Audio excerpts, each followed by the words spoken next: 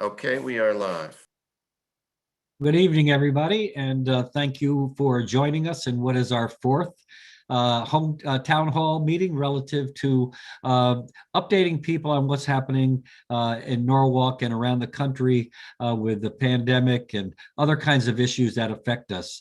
This is a very, very challenging time, and we have some subject matter experts this evening that are going to talk about the stressors and mental health, depression, and other kinds of things that many people are experiencing.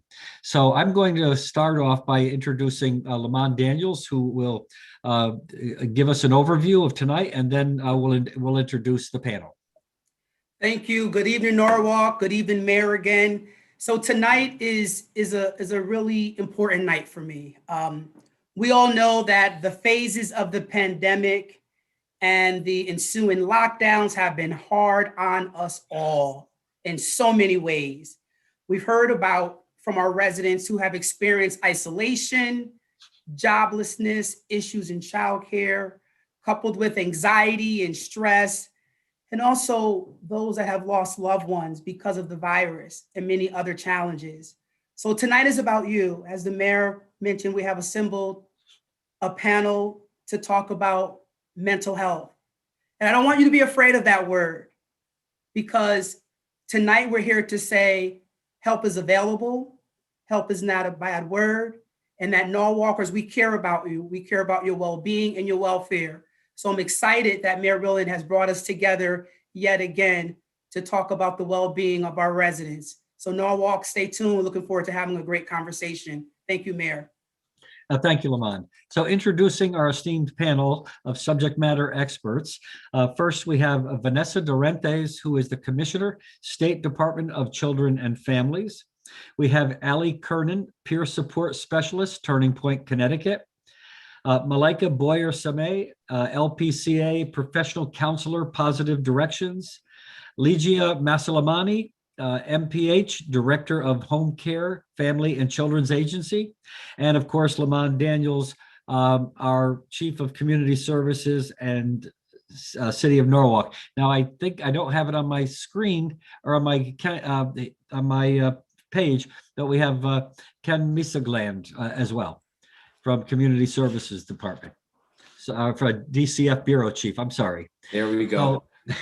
So Lamont, if you'll kick us off, one of the things that we want to talk about this evening is the impact that this pandemic is having on people of all backgrounds, people of all ethnic backgrounds, people of all ages. This isolation has created in people something that we've never experienced before. The unknown and the fear. And as Lamont mentioned earlier, losing loved ones far too soon, people that were taken from them suddenly, people that were otherwise healthy until this pandemic hit. So tonight we want to talk about the challenges and how people can suffer from these various things, what the signs might be, also where you can get help. That's critically important. And the other thing that is really, really important is to stress the fact that don't be afraid to ask for help. If you need help, you should reach out to whatever source we can provide tonight or other sources that the state of Connecticut, the city of Norwalk would provide, and get the help you need, not only for yourself, but for your loved ones. So without further ado, I'm going to turn it back over to Lamont Daniels, who will kick us off and start the panel discussion going. Thank you very much, Mayor. Mayor, before we begin, if it's okay with you, I want to turn over to Josh to share some housekeeping rules. He does it better than I do. Very good. Thank you, Lamont. I highly doubt that, Lamont, but thank you so much. Thank you, Mayor Rilling, and thank you everyone for being with us tonight. For folks who are watching the panel live on Zoom tonight, we do have language interpretation available. Simply click the interpretation globe on the bottom of your Zoom screen, and you'll be able to select live interpretation for Spanish or for Haitian Creole.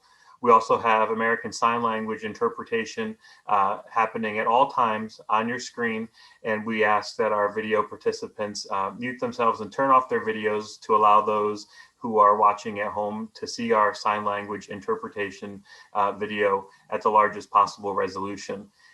There's also Q&A available at the bottom of your Zoom screen. Hit the Q&A box and you can enter a question to ask of the panel. We'll be addressing those throughout the evening. Please do not ask personal health information. We can't provide that type of advice on the panel, but please do submit your questions throughout the night and we will address them between now and 8 p.m. tonight. So again, special thank you to Commissioner Durantes for being here tonight. Thank you, Mayor Rilling, for pulling this group together. And I'll turn it back over to Lamont to start our discussion. Thank you so much. Fantastic. Thank you, Josh. So we were just talking kind of backstage, if you will, just how this pandemic how we have experienced the pandemic. So again, we're so excited to have the Commissioner Vanessa Durante with us. Good evening, Commissioner. Thank you for joining us. We're so excited to have you. Lamond and Mayor Rilling, thank you so much for inviting me. It's an honor for me to be able to share with you and the citizens of Norwich this tremendous way of Norwalk. Sorry about that. The citizens of Norwalk, just a tremendous way that the state and the city can come together to help support all of its citizens. Sure. So let's just get right into it, Commissioner. Can you tell us a little bit about yourself? You know, you are our commissioner and we're so excited. But I think the other piece for us is, why is this issue so important to you? Absolutely. So I was appointed by Governor Lamont at the beginning of his administration after having worked for nearly 3 decades in DCF, kind of in every social work capacity. And I think the thing that makes me unique is that I am a social worker. I'm a career social worker. I have worked within the department, but I've also worked with the elderly in an elderly housing complex early in my career. I've taught social work classes, core competency classes, as well as electives at a lot of our state universities. I've been a field instructor for several of the in-state universities, as well as some of our neighboring states. And, you know, I know one of the things that Norwalk has is this border, and the border to New York, and, you know, having the wonderful opportunity to really have people who live and work in communities that adjoin Connecticut. So, you know, having the opportunity to teach social work students who might be in some of those universities has also been a benefit of my career. And why this is important to me is that at any given time, DCF is involved with 14,500 families on any given day. You know, so when I think about the role of behavioral health and mental health in this larger context, child protection is one piece of DCF's work. The other half is that we're responsible for children's behavioral health.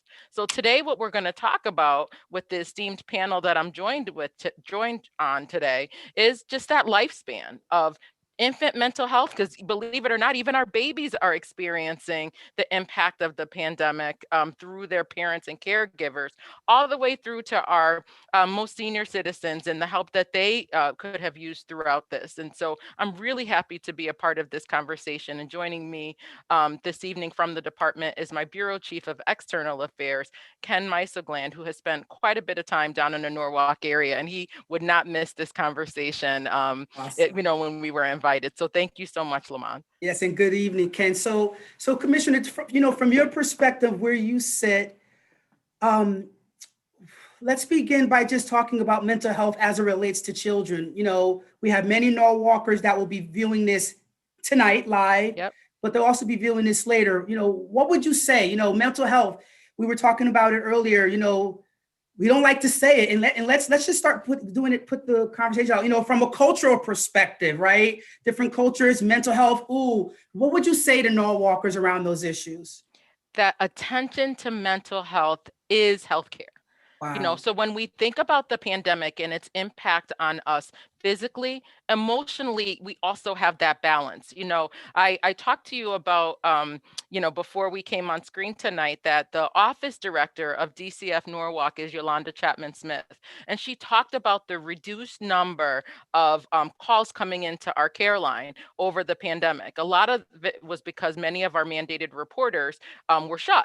during the pandemic. But the calls that did come through, she talked about this notion of really having a high incidences of parents and children with significant behavioral health or mental health needs during the pandemic. And she felt it was important for me. You know, I checked in with the directors down there, Krista Ryder, and particularly Yolanda, because I'm a guest into your community, but they live in your community as part of the service delivery system and the child well-being system. And I wanted to make sure I got their perspective of what they've experienced with Norwalk and its citizens during this time.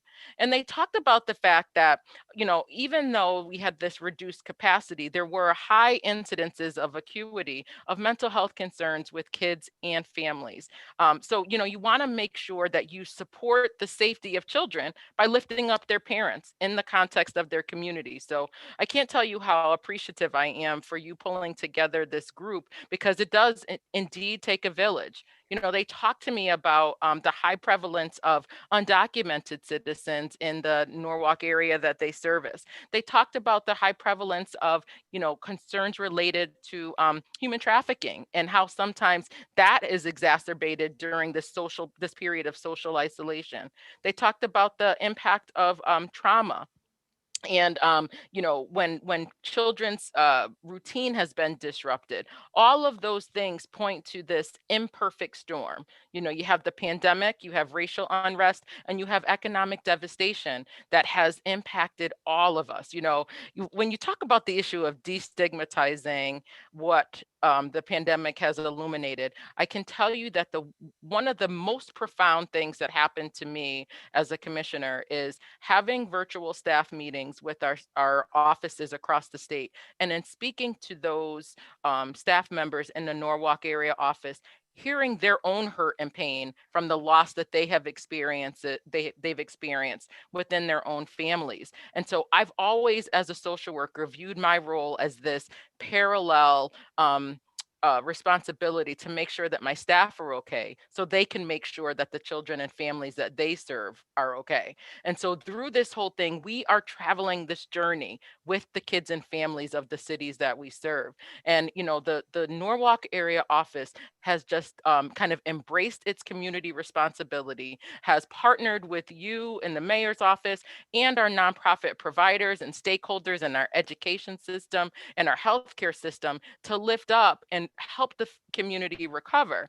Because again, as I indicated, that, you know, when you pay attention to everything that was laid bare in this pandemic, mental health and the attention to wellness is right up there at the top. And I'm so glad we're talking about it and freeing our stigma from, you know, just kind of some of the things that are just kind of stereotypical and can be left aside at this point. Thank you so much for that. I definitely agree with you in the sense that just having the conversation, I hope someone is saying, hope someone is hearing and listening or viewing to say I'm not alone. That's So right. Commissioner, from your perspective, what would you say to the families? You know, I'm a dad. I have a 7-year-old and a Yeah. 9-month-old, and I lead my goodness. Norwalk's. I lead Norwalk's community providers, and you know, there have been instances where I had to check myself. You know, I would, you know, especially in the high time of the pandemic, and I'm working home in one corner. My wife is working home in one corner. My 9-year-old is in the crib crying. My 7-year-old daughter is downstairs on you know, on her internet, doing her hybrid learning. Yep. And I had to check myself because, you know, and I want to be transparent because I want people to walk away. It's not just you. We're all trying to figure this out. And I had to catch myself because I raised my voice. Yep. Because I was just like, so Yep. talk to us parents. You know, we need help. Yes. What do we do? Where should we go? So I am a recent empty nester. And so I have twin 19-year-olds who had to try to figure out how to navigate their college classes online. And, you know, this notion of all of us having been impacted by the pandemic, I think is what ties us together in our humanity. Yeah, love And, that. you know, losing your cool or, you know, asking for help are things that all of us have had to do during this time. And You it's know, okay. it's okay. It's more than okay. Yeah, You know, yeah. when I think about the fact that you just talked about having a 9-month-old, bringing a child into the world is Yeah. a miraculous time period for families. Bringing a child into a world that is suffering from a pandemic is terrifying. You know, and so for you to experience that through the eyes of being a dad and, you know, really wrapping your arms around your family is just, you know, not unlike all of the other citizens that are listening or that have experienced childbirth during this time. And, you know, when you think about your 7-year-old and becoming, a sibling during this time, at the time that, you know, school has been interrupted and I'm trying to figure out how to stay connected to my classmates in little squares one at a time. What a tremendous, tremendous weight that must be for our little ones. And so as a parent, we have to figure out oftentimes how to hold it together for them, even when it feels like we're about to explode, you know. So I applaud all of the parents of kids of all ages during this time who have had to, you know, become teacher, become, you know, stay, of course, be mom or be dad or be both, or, you know, be the technician to figure out why Wi-Fi is not working, or, you know, to figure out what it is that they will need to feed their families. You know, we saw a lot of food insecurity. And I will tell you that if you don't, of all the folks that will talk this evening and of all the folks that are listening today or in the future to this recording, 211 is your best friend, because 211. 211 will help you connect to resources across the state, whether they are basic need resources or whether they are things that will help us cope from a behavioral health standpoint or a mental health standpoint. And they will connect you to services within your community. You know, you all have some tremendous, tremendous mental health nonprofits. You have, you know, Mid-Fairfield Child Guidance Clinic, who are tremendous partners with us. You have Family and Children Agency that are, you know, just two of the providers that are partner with DCF quite a bit. And they, I know, extend their services. And you're going to hear from someone that represents one of those agencies later on in the panel. But they are just tremendous, tremendous help. And to get to any of the services that service your community, 211 is the ticket, because they have helped us all during this time. And, you know, I can give you a little secret too, Lamont. Want to hear it? At one point, I talk about 211 so much that I called myself.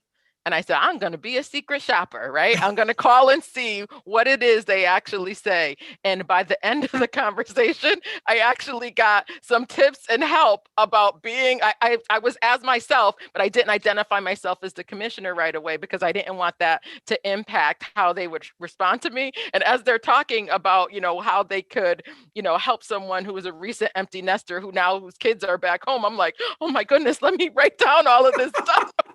They were incredible. So, you know, they have live operators. There's also an online resource that 211 United Way keeps populated in real time. So if you're struggling with basic needs and, you know, one of those things, social workers know all too well, you know, Maslow's hierarchy of needs, you don't meet those basic needs, food, clothing, shelter, some of those higher order needs of kind of mental health and stability and feeling okay, you can't even get to that. So That's right. 211 United Way will help people get to all of those services. That's awesome. And you guys heard it here first. See, the commissioner said she called and she's like, hey, I can use some of that advice. So the commissioner is going to stay with us. Commissioner, as we bring in the panel, please feel free to chime in. You are our special guest. We want to thank you. So Allison, I'm going to ask you if you would turn on your video. Welcome. Good evening, Allison. Thank you so much for being with us this evening. And so you've been hearing the conversation. We've been talking with the commissioner. Can you let our audience know a little bit about yourself, who you are and what you do? Sure. So my name's Allison, or Allie, and I grew up in Fairfield County. So it's near and dear to my heart. I was born in Stamford and raised in Fairfield and Norwalk a little bit. I was kind of all over the place. And I work for turningpointct.org. We are underneath Positive Directions. And so we share a lot of the same resources and we serve a lot of the same people. So I want to just say that I really liked that the mayor had said a little quote earlier. He said, "Do not be afraid to ask for help." And I've been hearing a lot of, "You are not alone." So I'll be one of the first to break the stigmas. I'm someone that lives with a mental health disorder and substance use disorder. I'm almost 6 years in recovery from a heroin addiction. And I have been surviving mental illness my whole life, that all based from childhood trauma that carried on into my teenage years. I'm 29 now, and I specialize with youth and young adults, and I get to use my lived experience to help others. So I'm a trained peer recovery support specialist. So what that means is I'm able to guide somebody on their wellness journey, however that may look like for them. So rather than doing more clinical work, and I do have some clinical experience as well, but it's more sitting with that person and developing that human connection to really break stigma and show that, if I broke my arm on the side of the road, people would rush to help me. But how come if I were to sit down and start crying, people would kind of like go like this, where peers are the first to run right to them and sit down with them and be there to support them. So that's one thing that I've really become very passionate about, is being able to speak out about mental illness. There's nothing wrong with having a mental illness. I love that we started off. Gotta say that again. Say that again for me. There is nothing wrong. Thank you. And there's nothing wrong with being symptomatic either. I mean, just because I have training and all these different resources that have helped me in my own recovery healing journey doesn't mean that I still don't have panic attacks or that I'm fixed or healed or any of that. It's more of a condition that I've learned coping skills to be able to live with and manage my mental health symptoms a lot easier. So I am able to help teens right there in Norwalk lately. It's been really, really fun. We have social support groups, both online, and they're also coming in person right at Norwalk High School. So both Brian McMahon and Norwalk High will also have our support. So what that is a smart recovery support group. And usually when people hear recovery, they get a little nervous and they say, I don't want to associate with that. But what it really is just learning how to get through the struggles of life in a non-judgmental way with real skills that you'll be building, and it will be with your peers, and a young adult will be the facilitator. I will be one of the facilitators myself, so that way people can kind of see my face, and that way there's somebody there that does know how it feels to walk in their shoes, because the pandemic has really affected the youth and young adults transitioning from high school into college. The isolation rate is so high. Kids, a lot of times, I know for me, as much as I did have some part of a good home life, school was my escape. So I know a lot of kids right now that are feeling very trapped at home, and they don't have the resources to be able to, see their friends in school like they did, or reach out as much to a social worker at school. So I invite any teens that are in Norwalk to join our groups. You can get all the information from on our website. And what is that website again, Allison? It's turningpointct.org. So you'll be able to get all that information on there. You can find out we have monthly social events. We have a book club going on that's really cool. If you follow our TikTok, we have a video about the book club that we have coming up, and it's actually gotten over 85,000 views. So we're really excited to see how many kids are really engaged. And the book club is all self-help books. So people want the self-help, teens want to talk. This generation is very, very adamant about speaking out and talking and sharing things. And we need to take advantage of that in a sense of giving them that safe place and non-judgmental place to be able to share those kinds of things. So if they are maybe uninterested in going to a social support group, they can go right online on that website, and they can utilize the website as a online platform to be able to talk with other young adults and youth in Connecticut that can relate to them. So I really encourage anybody that may be watching to definitely check out the site. We have an entire resource map and everything. Well, Allison, thank you very much. And also thank you for sharing a little bit about your story. Again, Allison's going to stay on with us as well, because we're going to bring everybody in at the latter part. But Lydia, good evening from Family Children Agency, a good colleague of ours here in the city of Norwalk. I know that you work with seniors in our city. So I want to bring you in, Lydia, to talk about mental health in our seniors. As the commissioner indicated earlier, we're talking about our residents throughout the lifespan, our children into our seniors. So good evening. How are you doing? I'm doing well, Lamont. Thank you for bringing me in, because I am passionate about my seniors, so I want to speak about the seniors. Yes, I know you do. So what we don't know who's watching. What do you want to say?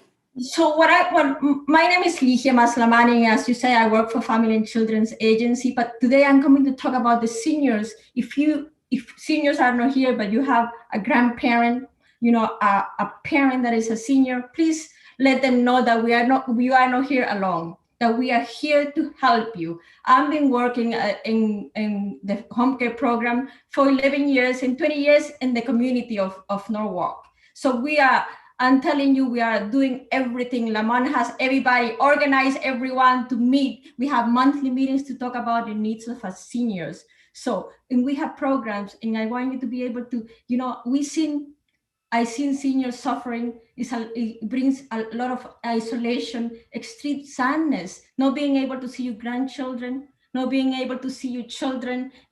I know, and it's not just you, the seniors, everybody's on this. I know a CEO is not such a COO, is not such, Mary Ellen has, some of you know her, she's not such a senior, but you used to make me so sad when I used to speak to her, and she says, I haven't been able to see my son for a whole year. She got vaccinated, was able to see her son, and she cried for a whole hour before she saw the son. And this happens to all of us, right? We've been taken away from the regular activities, like going to bingo, right? As senior centers are closed. We can go to do grocery shopping. I'm gonna tell you a secret. The activity that the seniors love the most is actually doing groceries. And we did such a good job bringing food to them, but we took that away from them. For some of them, that's the only outing. So I want to tell them that we are here to help you at Family and Children's Agency. We have 2 programs specifically for seniors that we can talk about mental health. We call them, check-in calls. We can do a friendly visit to you. We can bring you to the doctors. A lot of seniors are afraid to go back to the doctors. And just because now it's a telehealth, that creates a lot of anxiety, but things are going back to normal. So we can bring you to the doctors if you're afraid to go to the doctors. You just need to call us. We talk about, it's okay to talk about this. Like Allison said before, mental health is not something that we don't have to talk about. Everybody's anxious. We all frightened. You are frightened to get COVID. We are scared too. I'm scared to get COVID. That's what I went and got my 2 vaccines. So we can even bring you to the vaccines. We are here to help. We had the senior outreach program, the crisis counseling program. We have sent the flyers to Josh. I'm assuming they're gonna put it in the website so you can reach out to us, and you're not here alone. So Lamont said we all working together. We collaborate. That's right. To work with us, right? Thank you so much. And again, I hope that those who are watching, because it can be you yourself that may be struggling, or it could be someone you know. I hope today we inspire you to get help, or we inspire you or encourage you to help someone that you know. Thank you, Lydia. I will talk to you soon. Malika, welcome. Malika is an LPA professional counselor. And so we talked about earlier on, and the mayor talked about it, people have lost loved ones in our city, and unexpected. Can you speak to that for us? You know, someone's listening, someone's struggling, they don't know what to do, where to go. Can you speak to that for us, please? Sure, absolutely. I want to say hello to everyone watching or listening in this very moment. So my name is Malaika Boyer-Simon. I'm so glad to be part of this panel tonight so we can talk about so many different things, and in fact, talking about COVID-19 and how it has impacted basically every single human being. It's not, we're talking tonight to the audience mainly in Norwalk, Connecticut, but it's just a human thing because it's impacted every single human on the planet, right? So, but I'm coming here tonight as a therapist coming from Positive Directions, which is an outpatient clinic helping with prevention and counseling services for people facing mental illness, right? The first thing that I want to say is COVID-19 or mental illness, the way it has impacted us, it has nothing to do with ethnicity, because as long as you are alive, right, you are busy, you have some responsibilities, you are a family member, you've been impacted. Now the issue is, depends on how you've been impacted. You need to have the right equipment, the tools in order to help you cope with however you've been impacted. My expertise is mainly in grief. So now when we talk about grief, usually people think about those who've lost loved ones, right? People. It goes beyond that because you may have lost a job and you're not sure how to cope with that. You may have lost a pet. You're not sure how to cope with that. So in me working, I have to tell you, I have clients between the age of 13 to the age of, being in their 60s, and they all have been impacted one way or another by having lost something, someone. So now, but what I'm seeing also is, okay, I have lost someone, but how is that any different from having lost someone within the past years before COVID? The thing is, you lost someone, they are in the hospital, or the traditional ways to have a funeral, but now because of the restrictions, you can't even go to a funeral. It's not the traditional funeral, or you can't attend, you can't say goodbye the proper way, as we say, and that is impacting you in terms of long term. How are you coping with the loss of this person? There's no closure. And now this family member who's left behind is not sure about those symptoms that all of a sudden they're experiencing. It has to do with anger. It has to do with like psychosomatic kind of things, symptoms like I can't sleep, I don't want to eat. It's not just I lost someone, but it's more than that. We're seeing symptoms of anxiety. We're seeing symptoms of depression. We're seeing symptoms like marriages are impacted by that. So at Positive Directions, I would encourage every single person watching, whether you are, from the African American community, people with, I myself was raised in a Haitian household. So I do know about the shame that comes with, I'm not feeling well, I don't want to see a therapist, I don't want to see a psychologist, I'm not quote unquote crazy. Well, we would like to, help with like breaking down the stigma and all of those shame around it. Reach out. I would encourage you to go to Positive Directions and all the other great agencies that the commissioner had mentioned earlier. I'm sure we'll talk about that even later. But mental illness is real. There's no need to be ashamed. If you are a mother struggling with having lost a child through COVID, having lost a husband, having lost just anything, this loss is impacting you way more profoundly than you may think. So I would encourage you to reach out and talk to a therapist. There's this one thing that I have taught my client that's called, people who have been very hesitant about going to therapy, I call it this mental constipation. We know about the regular constipation kind of thing and how, medical, it can impact you. It makes you uncomfortable. But wait, it also exists. It's mental constipation. You have those thoughts. You right up there, it starts up here, and then you lost interest, you lost focus, you can't maintain your job. It has great impact. And as a therapist, I would encourage every single person watching, reach out, ask for help. And I heard so many different slogans tonight, and those things are going to help us have a great conversation to our population, no matter what their age. Thank you so much. Thank you. So I want to bring the panel in. We are getting a few questions. So if everyone would join me, and if you want to speak, just bring yourself up.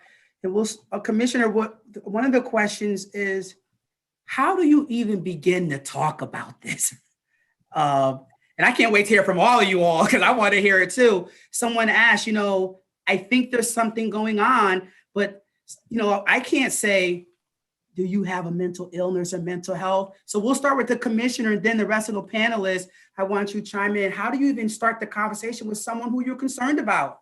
So I will tag a couple of our other panelists because they hit the nail right on the head when Lygia talked about Mary Ellen Haas as the Director of Family and Children's Agency. She is a wonderful partner to DCF and recently hosted a forum with youth and parents with lived experience. And the number one thing that they said was exactly what Allison talked about, and that is talking to someone who has been through it, normalizing asking for help, talking to someone who has experienced what they feel might be really isolating. So, to the person who's asking about their loved one, allow them to know that it's okay. Say, I noticed that you're not your normal self. I noticed that we're all struggling. Is there something that I can do to help you connect to somebody in the community? And, as Allison talked about smart recovery, I co-chair the Alcohol and Drug Policy Council with Commissioner Delphin Rittman from Department of Mental Health and Addiction Services. That smart recovery program is changing lives. It's young people who have lived experience talking to other young people that are at different points of their journey. So, I really want to lift up the successful work that you have here and say to the person who asked that question, to normalize that question is exactly as Allison talked about. If your loved one was sitting there with a broken leg, you would talk about, the things that you would do to help alleviate some of their pain. It's the same kind of conversation with compassion and care. Great. Allison, you want to add to that? What would you say if the person is saying, they're saying, they also added, I don't want to say the wrong thing, but they think they're depressed. They think something's going on. What would you say, Allison? Thank you, Commissioner. Honestly, it's really just getting on that human level. I always tell people to be transparent yourself. You're going to have a higher chance of your loved one sharing something that's going on with them if you also share what's going on with you and you show that you're human. If I say to my loved one, hey, I was doing this panel on Zoom for Norwalk Town Hall and I threw up on my laptop and it was an entire disaster. I'm embarrassed, like it's horrible. I don't know how I'm gonna get over this.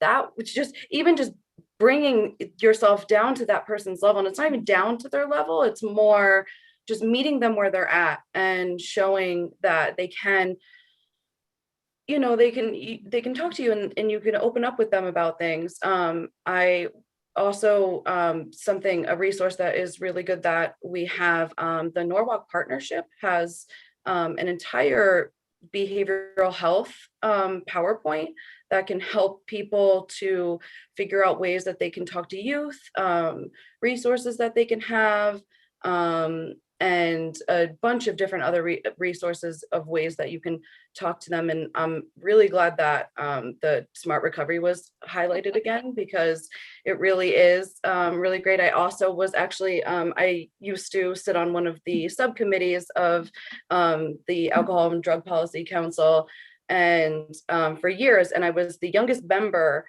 there. I was probably 90 days sober when I got appointed, and I just went in and said, okay, we are sitting around talking about how to help people with substance use issues, but no one in this room is in recovery. And if they are, they can't say it because of some letters after their name, which is unfortunate. I think that when people that have, positions in power and are high up in a hierarchy, by saying, yeah, I have mental illness too, or no, someone in my family does too, that really will break stigma and help people feel as if they can actually relate to you. Growing up in Fairfield,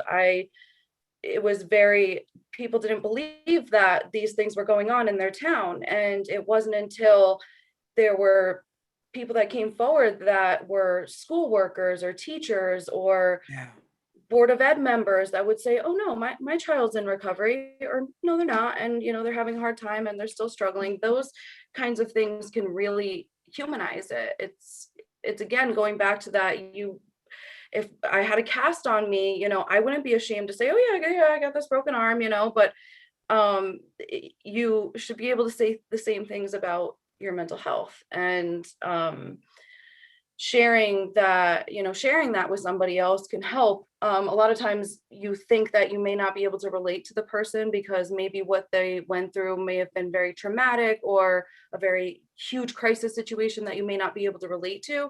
But at the end of the day, a crisis is a crisis. It's different for everyone. A 2-year-old's crisis is that he spilt his Cheerios, and my crisis is that I can't find my cat. So all these things can be crisis, and you can relate to the feelings that come out of it. And that's where I always try to relate to people that may be going through something that I've never been through. I can at least say, you know what, I haven't been through it. And that sounds like it really sucks or really hurts. Validation is key. When someone says, wow, I can see how much that would hurt somebody or stress someone out, then that gives a big window for the person to be able to say, oh, I'm not crazy, I'm not losing it, or any, stigma language like that. And you're able to talk about how you're feeling because you're not, that shame goes away completely when you are vulnerable and you open up and you just state what's going on. So I really encourage people to just kind of meet the person where they're at and say, you know what, I don't know what it's like to lose a loved one to COVID. I'm so sorry. That sounds very painful, confusing, and stressful. I'm here to sit with you and we can figure it out together and how, where to go from here. I'm just going to sit with you for this time being. Sometimes just giving someone that little bit of space can make such a difference. Awesome. Let me ask another question, but if you all still want to answer, because one of the things that has come up a lot is, again, thinking about our viewers, those watching today and those that may be watching later. And I don't know how to answer, pose the question, but something like, when does it become a concern? We're hearing, okay, so what? I'm staying home all day. I have the curtains down. It's been 2 months. From a clinical perspective, Malaika or Lydia, or when someone's watching saying, I think this is normal. I lost my job, so I'm going to be sad.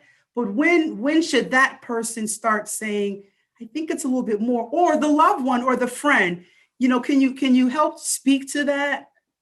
To help our audience understand, does that make sense?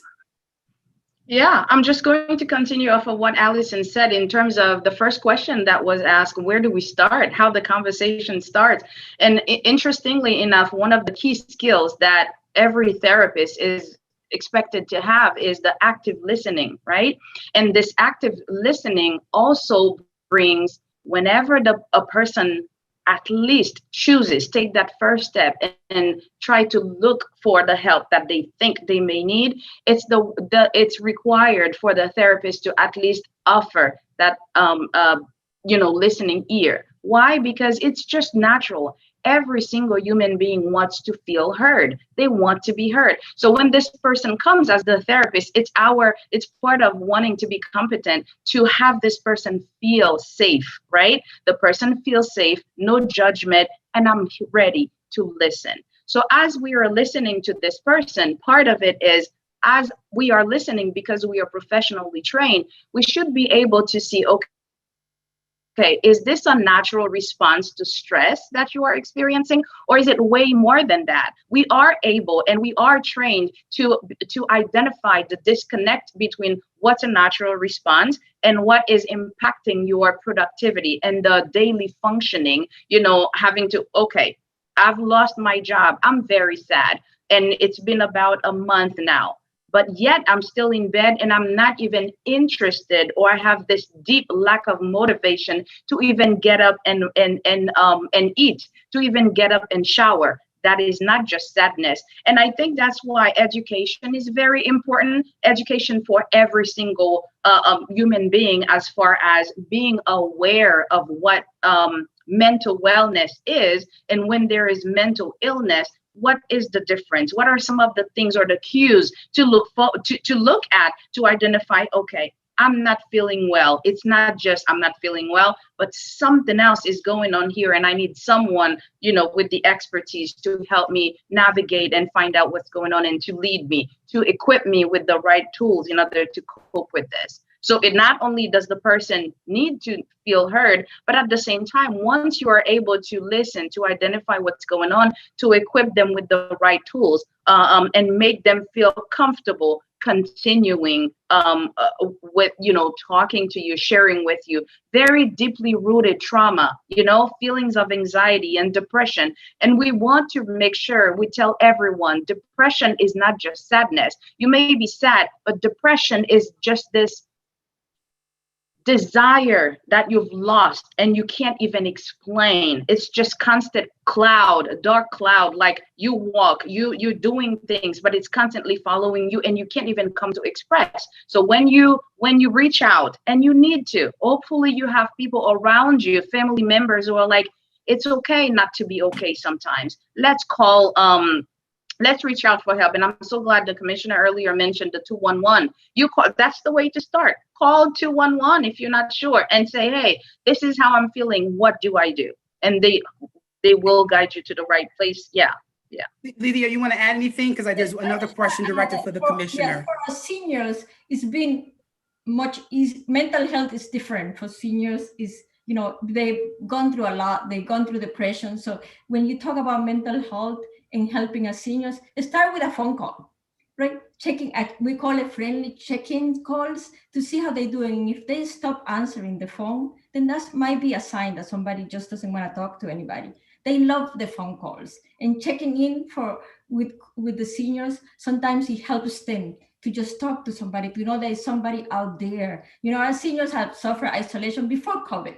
So now that COVID is here, then we are more aware. So grandchildren, pick up the phone and call your grandparents, call your parents to check in. And then you will identify a lot of things that you do. Sometimes a daughter will get worried and call us because her mom hasn't answered the phone for a few days. So we do the check-in calls, and then we insist. And sometimes we go and do a visit.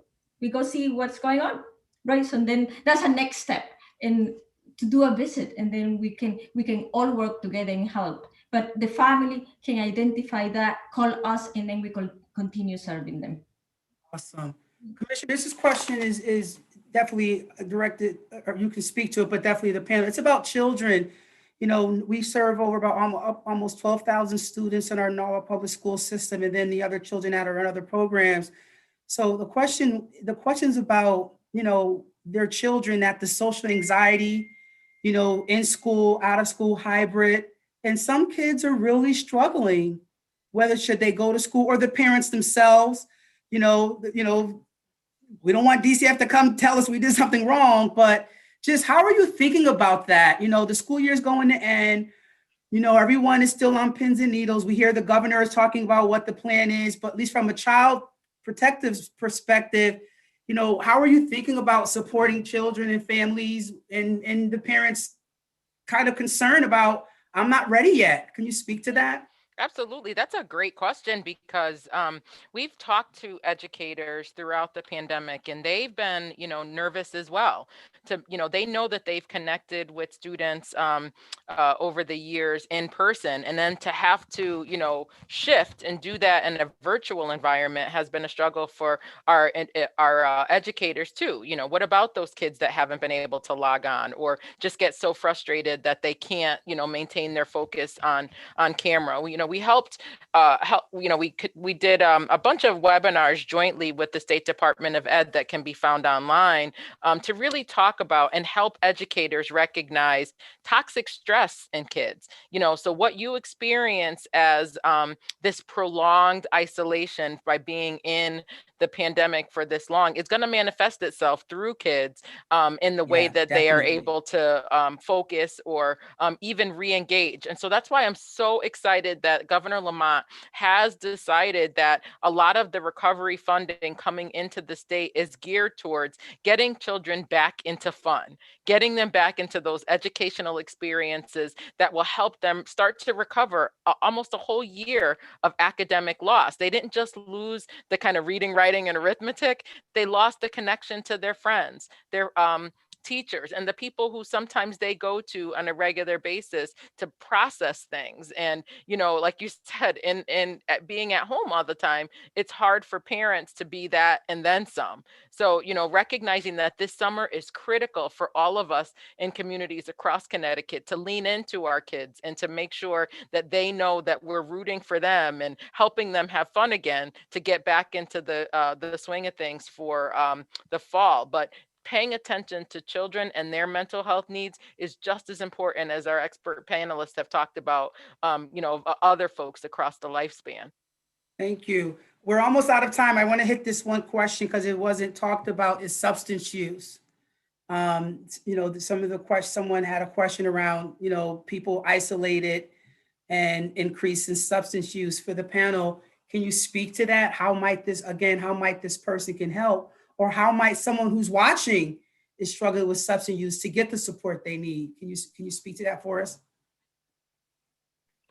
I definitely want to say something as someone in recovery from substance use and used because it was my mental health symptoms. First off, for anybody that might be watching this and you realize that your consumption of substances increased or might be getting a little bit out of hand, as corny as this may sound, you're not alone, and it's okay because you're doing the best you can with what you have. And I don't blame you for using things that may be around you that, you know, can help you and comfort you. I completely understand.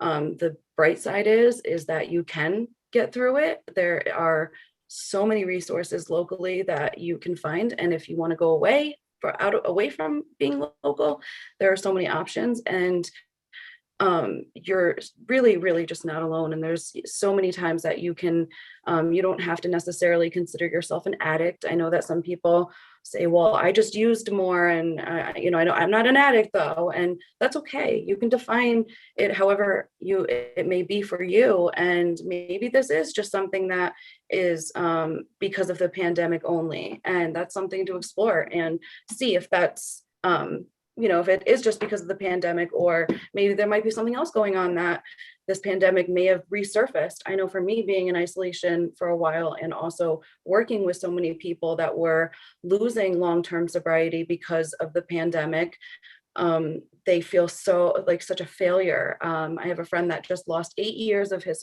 sobriety because he lost his comedy career because of the pandemic. There were no more shows going on, and this was somebody that was very stable in their recovery. And I know that there's so many other people like them out there that have lost that big chunk of sobriety that they may have had, but you didn't lose it. It still exists, and it's never too late to just, you know, start again and start from where you left off. And you can recover. It's not easy, and I really encourage you to check out Smart Recovery. It's mainly online. It was online before online virtual meetings were a popular thing. So if you go to smartrecovery.org, you can learn those coping skills and those tools to be able to just regulate your life and kind of get back to who you know to be. And you're going to come out so much stronger than you were before. You're going to realize how resilient you are, because not only are you getting through a pandemic, but you're getting also through something that's not easy. Picking up drugs and putting them in your body and getting rid of them is not an easy task. It's not for the weak.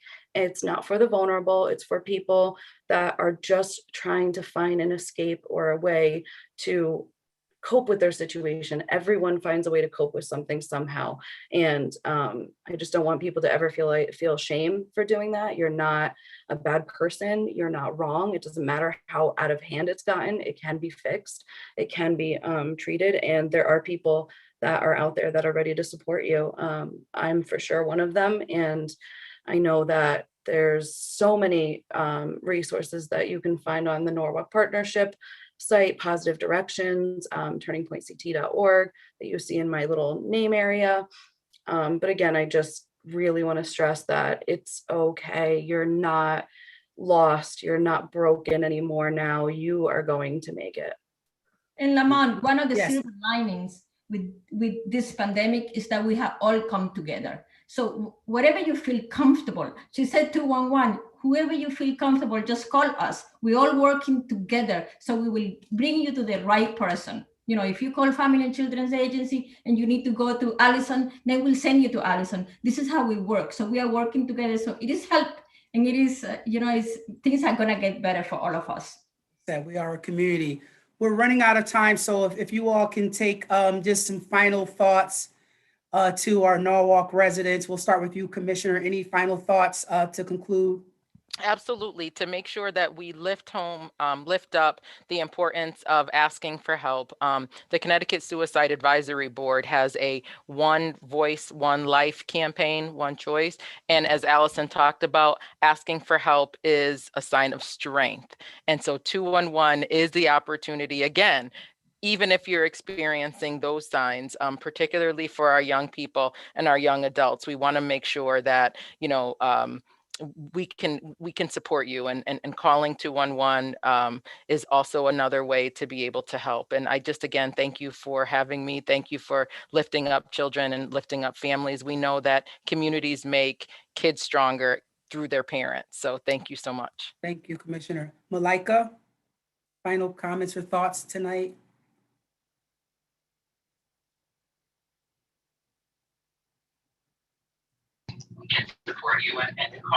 Yes, okay. It seems as if I was given this moment to speak and I lost sound. I can't hear anything that you're saying, but I just wanted to say at this very moment, anyone watching, take the first step.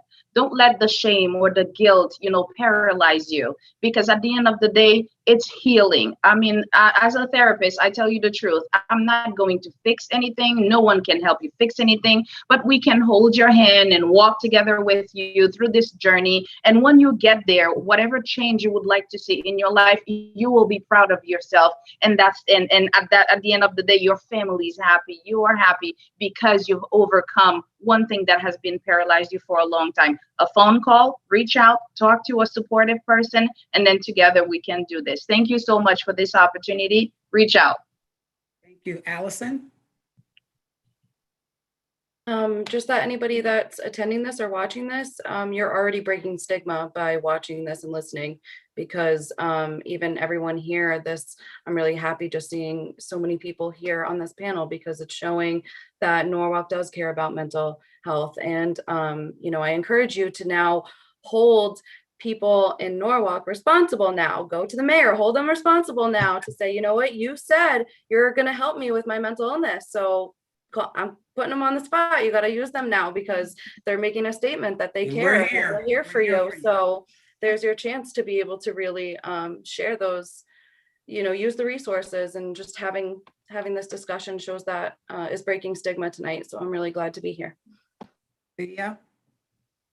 Yeah, like I said before, we are here for you. We are here for our seniors. We're here for everyone, right? But also the seniors and the children and the families.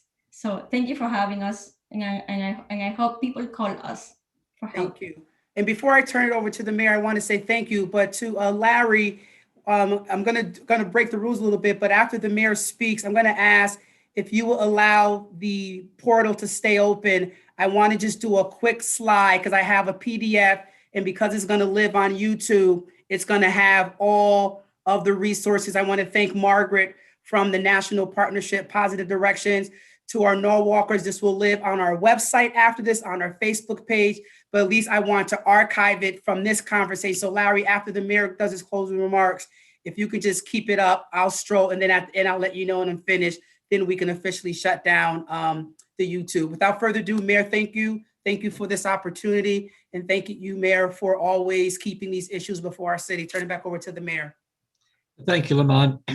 And truly, thank you to our panel. You've given so much good information tonight that gives people hope. Yeah. There are so many people right now who don't know where to turn. Well, hopefully tonight has helped some of them. This thing hit us like a ton of bricks. It turned our lives upside down. I always say that we're learning something new every day. It's almost like we're trying to fly the airplane while we're building it. You know, we learn something new and we have to change paths and change our mindset virtually every day. And we're social, I mean, we're human beings. And as such, we have social and emotional needs. And mental illness can show itself in so many ways, from something very minor to something more severe. Difficulty sleeping, perhaps a little anxiety, feeling helpless or hopeless, increased substance use we've talked about, mild to clinical or chronic depression. You know, we're all in this together, and the information you've given tonight, I hope, will encourage people not only to seek help, but those who might identify something that is happening to a loved one or a friend, the courage to address that friend, talk to that friend, and get that friend or loved one the help that he or she may need. So again, thank you so much. I've learned so much tonight and learned so much about the resources that are available. And I want to remind everybody that May is Mental Health Awareness Month. And we need to be, we're in this together. And we need to be there for each other. So again, thank you so much. And thank you to the people who tuned in. Thank you to the people watching on YouTube. And if anybody is interested, it will be available later on. You can tell people that you might have found something very interesting. You can refer them to where they need to go so that they can watch it as well. Again, thank you to all the panelists. Thank you. Thank you. Larry, I'm going to share my screen now. Yes. Thank you. So Norwalkers, I'm just scrolling to let you know that we care. These are the many services that are available right in our city or surrounding communities.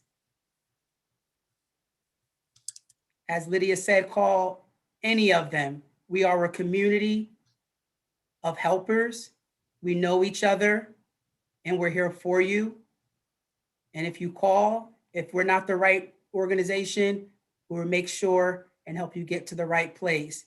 You'll see the 211 that the commissioner talked about, our community city services, our support services. There are many services here in our city that are here to help. Thank you, Mayor. On behalf of Mayor Rillen and the entire City of Norwalk team, Commissioner Durante, and to our panelists, we thank you so much for joining us. Norwalk, have a good night.